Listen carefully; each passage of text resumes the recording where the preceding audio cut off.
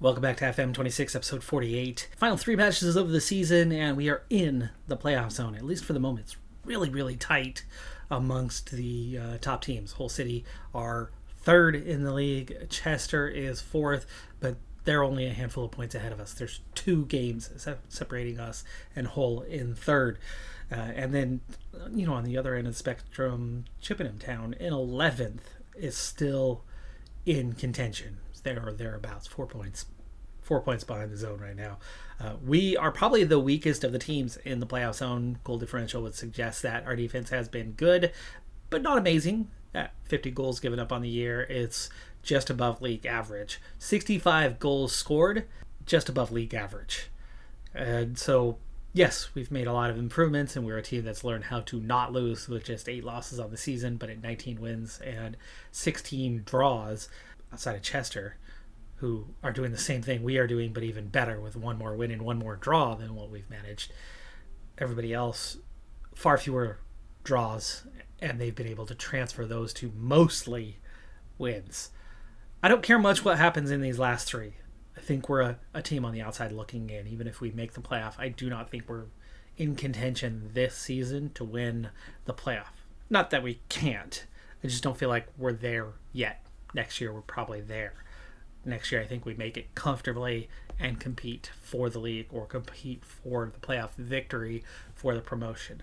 This season, it'd be nice to see us make the playoff, and that's it. That's all I ask. But with things so tight, we could go up or down quite quickly, quite easily in these last 3 matches. So we're just going to take them as instant results, select the team, and see what sort of results we get to save some time. And if we make it, great. If we don't, so be it. There's next year. The other thing is also the absence of 4 key players here down the stretch. Thomas, Sims, Burgess, Armstrong, Bonfield, all unavailable, and Emerson only just now coming back available for 45. So 5 injuries, only 1 of them available for a partial game. We are nowhere near our strongest roster right now. In fact, this is one of the weaker rosters we could put out there. But with development of players, with Cosmo and Bearwish and Simpson and Perrette, there's more quality surrounding us, but it's going to be a difficult run-in, right? Our guys with 2 best forms, 7.01, 7.10, and then, Crawford, the other one who's doing quite well. There's more guys that are getting closer to a 7.0 rating this year. A lot of 6.9s where we had only 6.7s and 6.8s in the last couple of seasons. Definitely team performance is overall better, but availability for these last 3 suggests that we could have our hands full getting the kind of results we need. And we do not get the first. Mansfield wins 3-1. We come out with no points after scoring first and then immediately giving up the equalizer just a minute later. And being down 3-1 by the 17th minute, that's rough. Now we've added Bearwish to the list of injured, but he has passed his fitness test. It's minor. He's just going to have to try to play through it. Hopefully it doesn't get any worse. But we are home for this one. 2 mid-table sides and 1 playoff zone side. This is the only home match, but it's against the playoff zone side. So can we get a result with a limited squad? And the answer is yes. We grabbed 3 points today with a come-from-behind victory down early on. But instead of giving up 3 of them in the first 17 minutes, we only give up 1 goal in the first 16. And then we come back and score 2 in the second half. That's going to certainly help us out. Brings us right back to where we were, 6th place. A lot to play for. Radcliffe in 10th place. Still in play. We have the worst goal differential, so a loss would almost certainly see us drop out of the zone in this final match. On the road at Worthing, who sit now 13th as they've dropped down with their first loss. They had won 4 in a row prior. Ahead of us, Stockport County has secured a playoff spot, and a win will not give us a chance to catch them. We would equal on points, but the goal differential is too far beyond us to catch up to them. So the best we can hope for is 6th place. A win would secure that, right? We can't go backwards, but a draw, and we could still fall down as low as 9th place with a draw. A loss, 10th. either of those two things happen, I'd be very surprised if we managed to finish in the top 7. A lot of scenarios could play out. Never mind playing the last day. If we have something to continue on with our season, great. And if we don't, so be it. We are on the road at Worthing for that. That makes it that much harder. Difficult final 3 matches for sure, calendar-wise. Right, all 3 top half teams. Two of the games on the road. The highest ranked opponent was the home match, meaning all 3 are challenging matches. So far, we've split 1 win, 1 loss. Also, a reminder that we've only lost 4 matches the entire second half of the season. 3 of those were back-to-back-to-back at the other point where we had a lot of injuries. With 1 week in between, it would be really nice if we have 1 or 2 more healthy guys for this last match, so we have a better chance at getting the victory and securing the playoff spot. The other thing too was that last match, that was our final home match. Okay, fitness tests. Kwesi Thomas has passed. I think we might give him the start. Fairwish, no test required. Okay, yeah, that's better. Only 2 guys unavailable. It's much better. Big change to the lineup with Armstrong healthy, available, not in the best of shape, but with 19 assists and 8 goals and a 7.1 rating this season. We have to get him in the lineup. It's a big must. So he's coming back to the left wing, replacing Davies. Davies is going to drop back to left back, where he's a little bit better and one of just a couple 2-star guys. And then Fairwish is switching to the right, where he's better. Instead of being a 2-star guy, he's a 4-star guy over here. And then that's going to move Cosmo into the midfield to replace Husky, who was only a 1.5-star guy, as we were really lacking those midfield options. Husky would have been better on the left wing, but of course Armstrong's there, and McIntyre's very much better than Husky now these days. This is a decent lineup. Cornwall, Davies, yeah, a little bit weaker. Thomas back in goal. That's 2 stars everywhere. So we had a 1-star goalie. We had a 1.5-star midfielder. Davies, I think, was also a 1.5-star winger. So we had 3 guys at 1 star. All of a sudden, we are down to just 2 guys at 2 stars, or I guess 3 if you count Crawford and McIntyre at 2.5. Definitely a better lineup. Let's see if it pays off with a result. And it does not. We have lost. We're probably out. We are out. 8th place. On goal differential alone, Tonbridge and Solihull are the 2 making the playoffs. So next year, closest we've been, just goals away from being 6th. I'm very optimistic, especially with how not healthy we were this season, that next season should be really strong.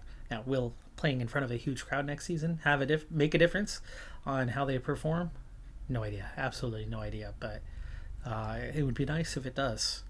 Next year should be that year in front of the large audience. And we are now going to spend $1 million a year on our youth setup, moving from Category 4 up to Category 3. But again, that's going to bring in even better talent. Finally, the stadium is ready, and we never saw stadium plans. I have no idea what we're actually in store for, except for that A, they're calling it Youth Factory Stadium. Wow, how original. And B, it's going to cost us $1.8 million yearly in rent. Remember, we did not pay a cent for the stadium to be built, but it is being rented out to us. So the first actual anything we know, other than the stadium being immaculate, it is brand new after all, is that we're going to spend $1.8 million yearly. How many seats are there? How much room? Remember, we started this with 2 things. We started this playthrough, well, 3 things. 1, worst team you could ever imagine, right? To make it challenging. And the transfer ban. 2, the wonderkid wheel. And 3, we had 1 million fans, to where no matter what size stadium we were going to play in, we were always going to sell out, so that there was some sort of revenue source to grow.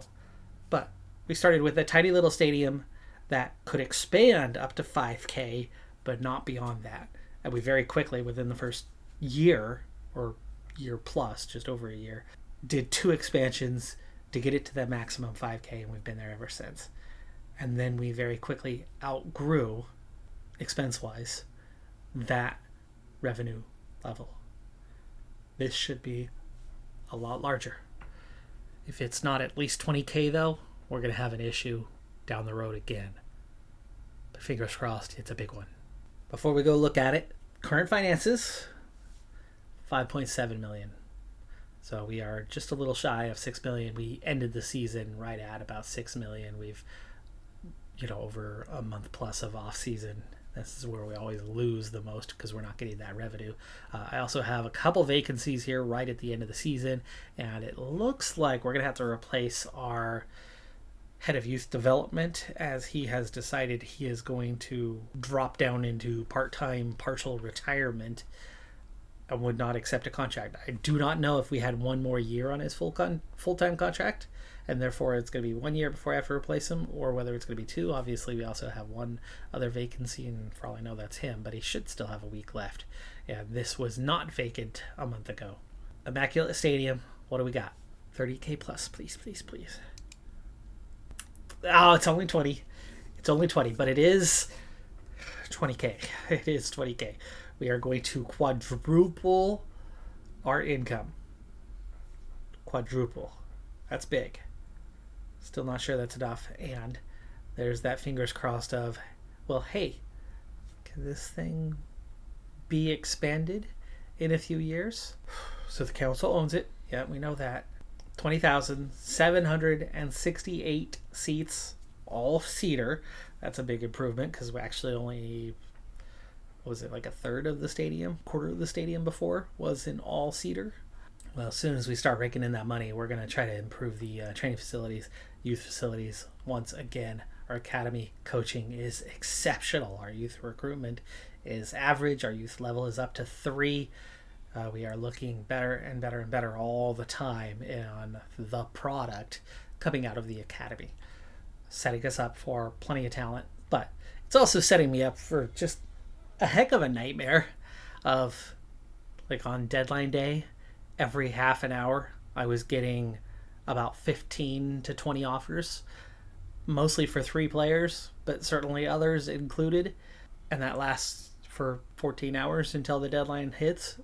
It's really hard to proceed. It takes a really long time to go through things over and over again. And at the most, we're talking about $500,000 for those offers. None of them are even topping $1 million. And with the kind of finances we're about to be playing with, we only hit our minimum here. So I am worried that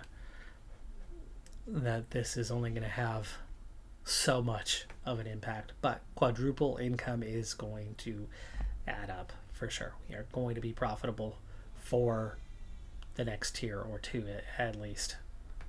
I have let 9 contracts expire by choice, a 10th contract not by choice. That's Husky. Husky was making way too much money and should be a role member. He was kind of one of those first guys to emerge capable of taking over from old guard players, and ended up with a salary that was much too much for a player of limited quality. And now there's a lot of players that are much better than him, and so he wouldn't accept a reduced role, and therefore I had no choice. He was on much too much of a salary. I wasn't willing to promise him the kind of time that he was demanding, and therefore I've let Husky go 10 then in total. But Gibson, the head of youth development, we do have 1 more year on his contract. At this point, though, he has 0 intention of signing an extension. I don't think there's a way to convince him otherwise. So this will be the last year with the current head of youth development, which is one of those key factors, one of many, many, many variables, but one of those key factors in the outcomes of the intake. The biggest factor for that position, the biggest variable that it decides, is the personality types of the players coming in and positions of the players coming in. So depending on what sort of system your head of youth development plays and what their personality is, will reflect directly on each intake. And then they do impact quality a little bit, but there's a lot of variables that go into that. So I think it's a little less important it's a little more important to have that right personality and that right formation. But I've already gone through my youth contracts, only a few expiring this year. We've already given a new contract offer to the better of them. The lesser and not as developed of them will wait till the end of the season and likely let them go. But as for the player contracts that will expire this year, plenty of talent that we're not even used to having. As you know, not long ago, we only had 1 to 2 players in this sort of range, and all of a sudden now we have 5. And they're all set to have expiring contracts here pretty soon. Brown Quinn is not going to be interested right now. He's getting a lot of attention. Bearwish is not going to be interested right now. He's getting a lot of attention. But Armstrong, Bonfield, and Simpson, hopefully, I'll be able to negotiate another year. Simpson is already starting to fall off. He's the weakest of the 5, but he still has something to offer. His salary has come down a lot. I'd love to get 1 to 2 more years out of him. Before he goes and retires and is the final piece. Not necessarily the old guard, right? He's a secondary, but he did be a part of it. He was a part of it for so long that you can consider him one of the old guard. We do have a new goalkeeping candidate in Bittner Rutney, who has plenty of current ability and potential, which is Thomas's problem. He's got the current ability, but not the potential, and his current ability is not great anyway. And Boomba is going to be gone this year. There's a number of guys here with about 1.5 to 2 star sort of talent that will likely be let go as well, as we are able to bring in, better and better. Well, this is not good. Bonfield forcing a relegation minimum fee release clause, and it's a small one, $350,000. We've had offers much bigger than that for him, but he is now 30, so. Maybe, just maybe, the attention will fade. The relegation release clause is not a big deal, as we are not going to get relegated, certainly not now. But the minimum fee release clause, that's not a fun one. Armstrong at least gave me the option to negotiate, so I was able to remove it from the negotiation and then overpay him by $30,000 a year for the right to keep him for 4 years and not lose him to somebody higher. In this case, really important as he's 21. He does not have much more potential to grow, though, but he's plenty good enough for this level and the next. Love to see this one, though. Simpson, a 2-year deal down to $145,000, which is very similar to the wage he's on right now, but that's without a lot of add-ons like what we had previously. Simpson's now 36. This might be the last 2 years he plays. That's going to take care of all the contracts for now of the key players except for Brown Quinn and Bearwish. We might get a little window partway into the season where they don't care anymore about all the offers and us not accepting them, and then the next day I offer him a contract and we get him extended for 1 more year or 2 more years and big pay raise, and then the other clubs back off a little bit, but they're still in that happy zone of they're really cheap, they're really young with high potential, already developed a lot of experience, competitive experience as starters, and so big clubs like that. These guys are Bearwish might be, but Brown Quinn is definitely not a wonderkid. Bearwish is, but Brown Quinn, he is as well. In fact, they're almost identical. They're a 163 for Bearwish and a 165 for Brown Quinn. They're just quite a few years apart. I forgot to mention the other departure, Curtis Lake. Remember a couple years back we gave Curtis Lake the starting job, and I gave him a contract as such, but the assistant manager didn't want to play him enough, and I did play him some. He played about 5 to 8 starts each of the last 2 seasons. He spent the whole time completely pissed off that he wasn't playing more often, and as a result his training was so bad. Instead of getting that bit of experience and developing rapidly as a young player could or should, he got older. He's like 27, and maybe that was 3 years of doing that. He regressed, actually. And ultimately, I decided to let him go because there was so much goalkeeping talent within the group, and he was unwilling to sign because he wasn't getting the playing time promised.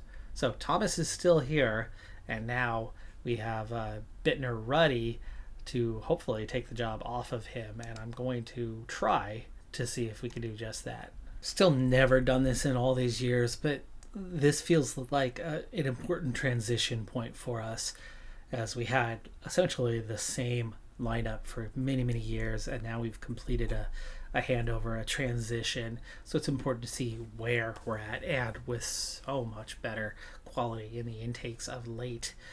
We are set to look at all squads. I've cleared the reserve squad actually completely, so we're back down to just a senior squad, a U21, and a U18. And I might make some decisions as I go through here as to who makes the bench at the senior squad. Right now I have 17 players at the U18s, and I have 19 players at the U21s, and maybe a couple of those are going to come up to the senior squad, 2 to 3. Position by position, starting with our goalkeepers. Let's look at potential first and foremost, and Bittner Ruddy is the best option out there, along with Edwards and French. I am not going to look over at my wonderkid wheel to see who or what, but if we're looking at age, Wesley Thomas, now at 29, has been around a long time and has been that reserve and or starter for many, many years. Claxton is the oldest otherwise, but doesn't have a lot of potential, and we're looking at teenagers for the entire rest of the group. None of the others are ready, but you can see that 5 of 6 are close behind. And with there being 6, right now I have 3 at each of the 2 levels below us. So we're going to shift into defenders. This one's a little complicated as you have a lot of overlap. You have guys that can play center back and left back, or guys that can play either fullback position. So yeah, a lot of overlap with this one. But as we look at specifically just the left side, you know what, let's go ahead and look at either fullback here briefly on how that one's shaping up. And of course, Bearwish, Cosmo are the top 2, but Cosmo... Mr. Gamer can play lots of different positions, defensive mid, center mid, that right back position, or that right wing position, or into a wing back if we ever wanted to switch into that. And his development has been good. He's up to a good Sky Bet League 2 level player already. That's 3.5 stars is a League 2 quality, which is where we're trying to get right now. That's the next league above us, and he's already there. Already 18. That's happened really fast. Technically, a lot of work to do, just approaching double digits, but a lot of things are between that 7 and 10. Mentally, a few attributes really shining. He's weak when it comes to flair, which means you probably want him more as the defensive mid or the right back. And at 5'6", you don't necessarily want him in that back line. Very short. He's my height. Takes after his dad, huh? IRL? He's only 3 weeks old, but that kid was 80th percentile. He's tall. Crawford, center back primarily. Burke, Dobbs, defensive mids primarily, but a lot of 2-star talent. And somebody from this group could and should may emerge. And right now, Davies is starting in that left back spot, but C-May has a lot more potential than he does. And I think that was that first call-up I was already thinking about as we let go Husky and started shuffling some guys around. I felt like another fullback was definitely something we could use, and I think C-May is ready to give us something depending on what this looks like. Physically, definitely good, though he cannot. 5'4", jumping reaches a 2 and heading is a 1. That's going to hurt a lot. But he can play either position down that left side. He can also play that wing back position, so we could make a switch to a wing back position.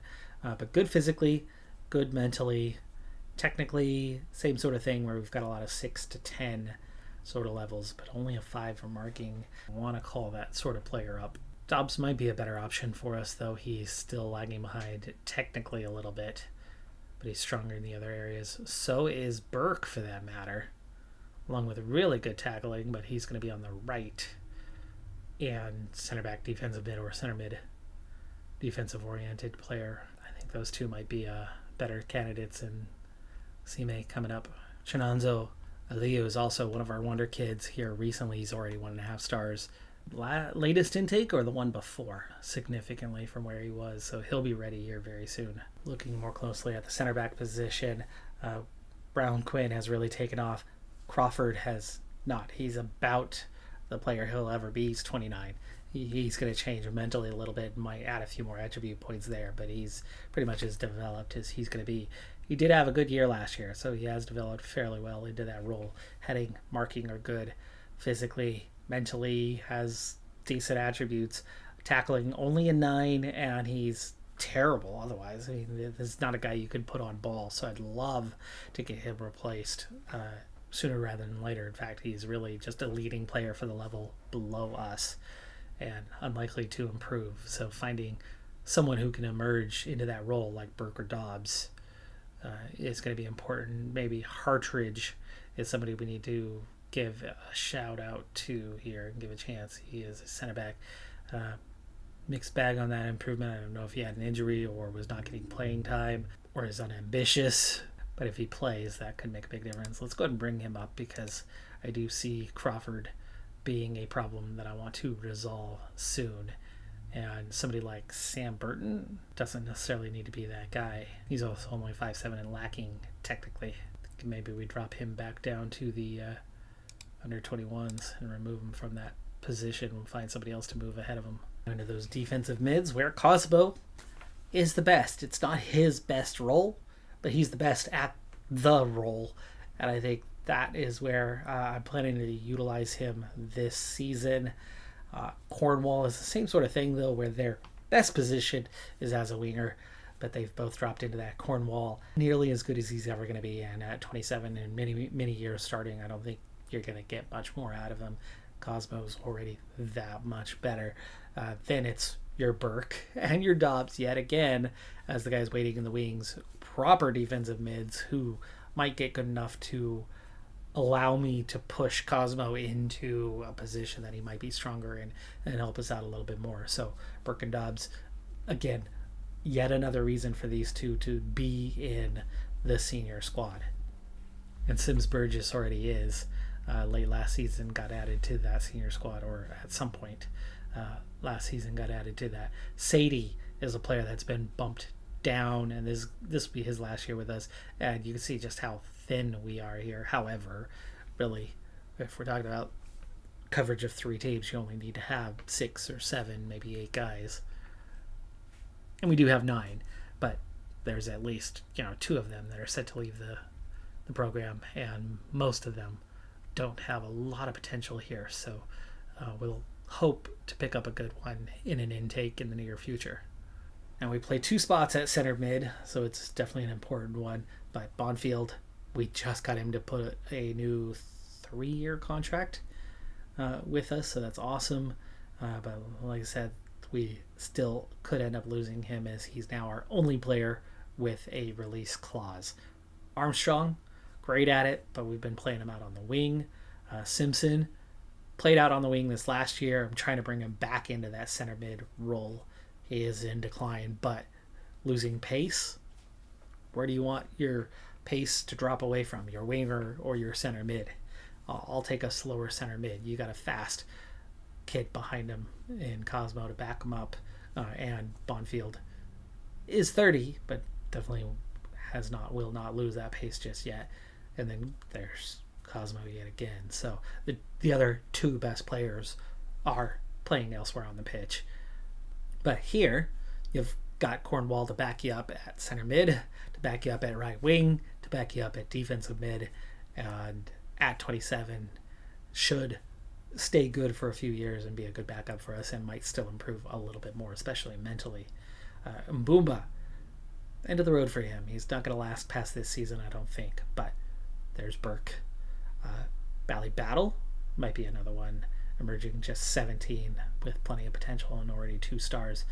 I think I will start with him in the lower levels, getting that playing time, because I do have Cornwall to back up, because I do have Armstrong and Cosmo to be able to shift out of other positions, and I have Burke. So I have a little bit of depth already at that higher level and plenty of potential in future center mids. On to those pesky wingers. These are almost interchangeable, but we'll look at just the left side where Armstrong is that strong starter at 21, but he's got that limited potential. He was a wonderkid bust, and so we know he could be good, but only so good. But behind him, Ethan McIntyre, who I'm mostly playing on the right wing, and then Davies. And there's that conundrum. I'd rather have Davies kind of coming off the bench, backing up that left back and that left winger. But speaking of Davies, we have Stephen Davies next in line, and only so much potential with him.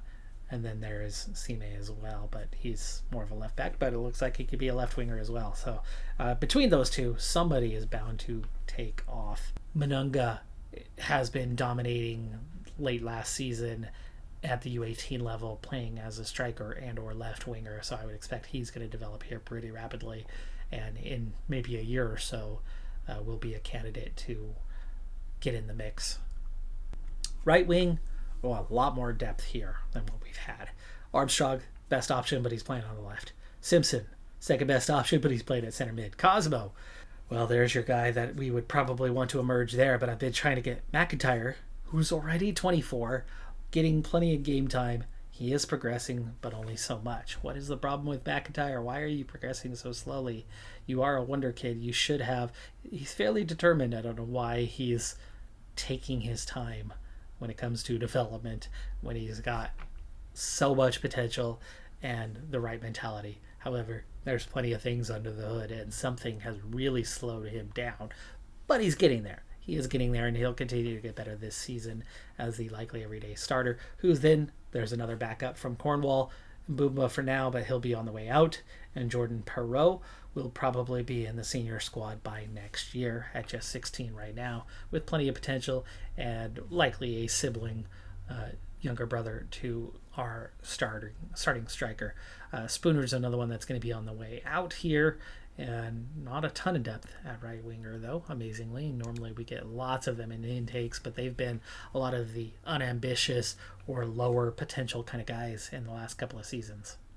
And finally, that brings us to the strikers, where pure strikers have been few and far between. But you can see within this group, even though we only have 6, all 6 already have decent quality. All 6 of them are 1.5 stars or better. Armstrong would be the best guy to play on top. Interesting choice, but I love having him be a creative force with a developing Bevan Perrett, who was a 2-star guy at the end of the season a year ago and has quickly emerged into a 3-star guy. Even though he missed a fair bit of time during the season with an injury, he still managed to get to 3 stars.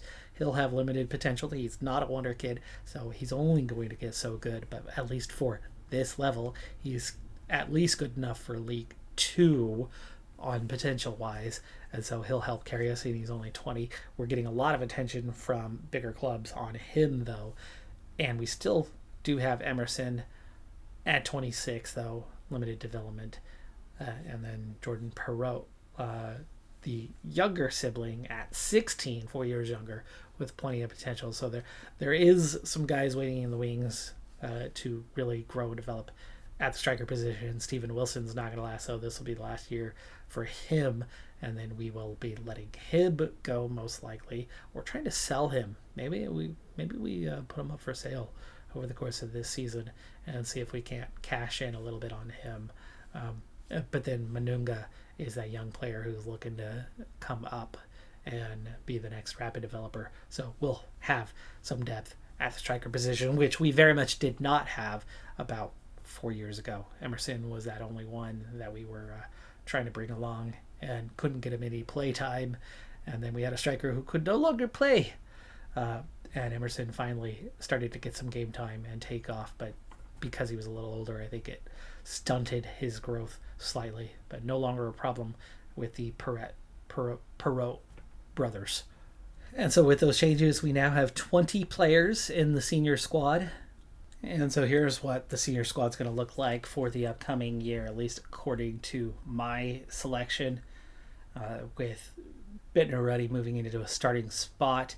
When Kwesi Thomas missed a bunch of time at the end of the season, the assistant manager still would not select Curtis Lake at that point and was selecting Bittner Ruddy. Crawford, Davies, and McIntyre, your weaker players, but otherwise tons of quality. I mean, we're looking at 3 stars or better. So Bevan Perrett at 3 stars, kind of that neutral middle ground player that we have now. 3 stars is good enterprise national player. That's the level we are at. So anybody 3 stars and above is good. 3.5, 4 stars is much better. 2.5 stars is definitely serviceable. It's that 2 stars or less where we have problems, and we finally have less and less of that in the squad, as that was most of the squad, and we were being carried by a few capable players before. But now to back them up, instead of having guys that are just serviceable, being like a few years ago it was like silver stars, right? And then we were getting to 1 star players or 1.5 star players, and really the 2 star players were all in the lineup. Well, now we're looking at almost all 2.5 or better, right? Besides 2 guys, and then the entire bench, all 7 of them are 2 star guys. And then we have just a couple 1.5 stars behind them, and we have others in the organization, lots of them at that 1.5 star. So there's lots of close to ready to contribute guys. And other than like Mbumba and Spooner, we're talking about potential. Oh, and Thomas, right? So all but a few of these guys have much more potential. And then same with that starting 11, where all but a couple guys have a lot more potential. So the big turnaround has happened. The old guard long gone. Simpson is no longer the key guy that he was for us before, and is dropping off. How much is he dropping off? It's the pace that's falling away. Even then, technically, he's got technique and first touch. Other than that, it's like 6, 7s, and 9s. Mentally, he's fantastic. Very, very smart player. He's going to make really good decisions. But he lacks strength. He lacks jumping reach. He lacks pace. And he's also just 5'8". But he is a model professional. And I certainly hope he'll hang on a couple more years, even if he has no value and really drops off. He's a very good leader for us. But with that being said, I'm heading into a very optimistic season where I do expect us to make that playoff this time easily, if not more. And even the club realizes just how much better we have gotten, finally. And I'm guessing the media prediction will be the same. We're not quite ready for the start date, but let me see where they have us right now. Even the media finally, right? 2 years ago, 3 years ago, 4 years ago, we were picked dead last, heavy favorites to relegate, and we just avoided it. Then, a year ago, we finally emerged competitive, but then had a late collapse with a young team. This last season, same sort of deal. We were much more competitive. We had a lot of injuries. It was problematic. It held us back. We should have comfortably made the playoffs. We ended up missing it by goal differential only due to the wide number of injuries we had. So it wasn't mentality collapse late. It was selection problems, selection headaches that we went through a couple times during the season. But we also had a slow start that turned into a really, really good performance as time went on. Now we have a very capable squad that should be able to perform all season long. And if we can get a good run like we had, like I said, I think we should be much higher up. The board thinks we're mid-table. Now the media thinks we're mid-table, 11-1 odds and 12th place. They finally believe in us, and I do believe that we're going to easily be competing with those top teams in the side for potentially winning the league and or at least being one of the stronger teams in the playoff. That's going to do it for this one, though. I'm Decathlon Gamer. Like, comment, subscribe, and I'll see you next time. Have a good one. Be safe out there. Bye for now.